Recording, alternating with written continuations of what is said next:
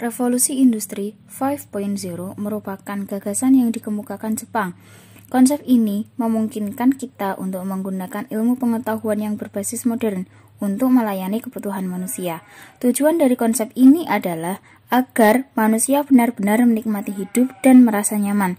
Society 5.0 ini baru diresmikan pada 21 Januari 2019 dan dibuat sebagai solusi atas revolusi industri 4.0 yang ditakutkan akan mendegradasi umat manusia. Maka, Society 5.0 adalah era di mana semua teknologi bagian dari manusia itu sendiri.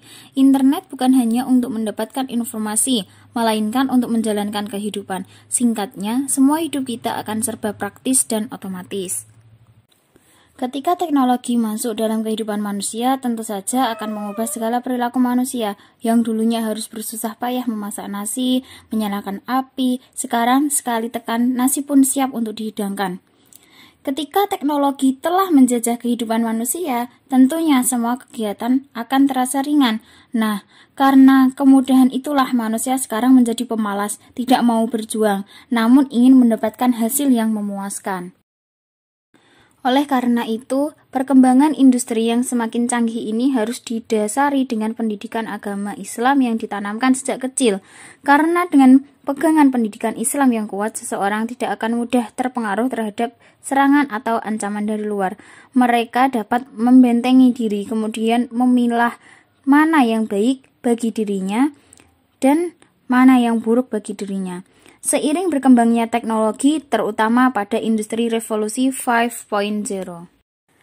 Ketika seorang pelajar telah dilanda rasa malas, maka hilanglah keinginan belajarnya. Dalam hal ini, pendidikan agama Islam sangat penting peranannya. Kemudian, ketika teknologi telah memasuki dunia pendidikan dan menjadikannya acuan utama dalam sebuah pembelajaran, maka terkikislah peran seorang guru ataupun ustadz. Padahal keberadaan seorang guru sangat penting adanya. Guru bukan hanya sekedar memberikan informasi, tetapi memberikan contoh perilaku juga akhlak yang baik demi bekal kehidupan mereka. Dalam bidang pendidikan, ketika teknologi memasuki dunia pendidikan, sebenarnya internet banyak memberikan efek positif bagi manusia, apalagi bagi para pendidik dan siswa. Kita dapat dengan mudah menggali informasi melalui jurnal, blog, maupun YouTube. Bahkan jika kita ingin membaca buku, kita tidak perlu membelinya. Kita hanya cukup mendownload buku yang kita inginkan, kemudian membacanya. Namun, di antara kelebihan internet tersebut, banyak tantangan atau permasalahan yang akan kita hadapi.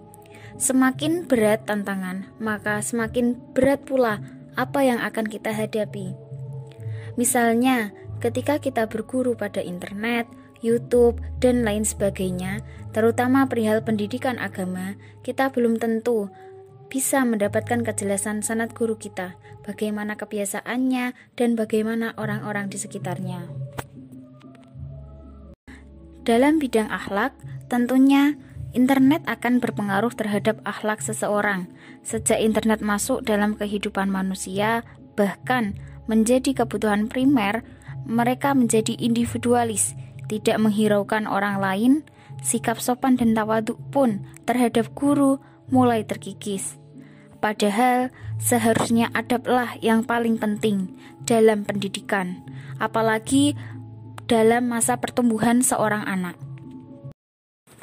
Oleh karena itu, kita sebagai generasi pendidik agama harus selektif dalam memilih pembelajaran melalui media sosial, terutama pada internet.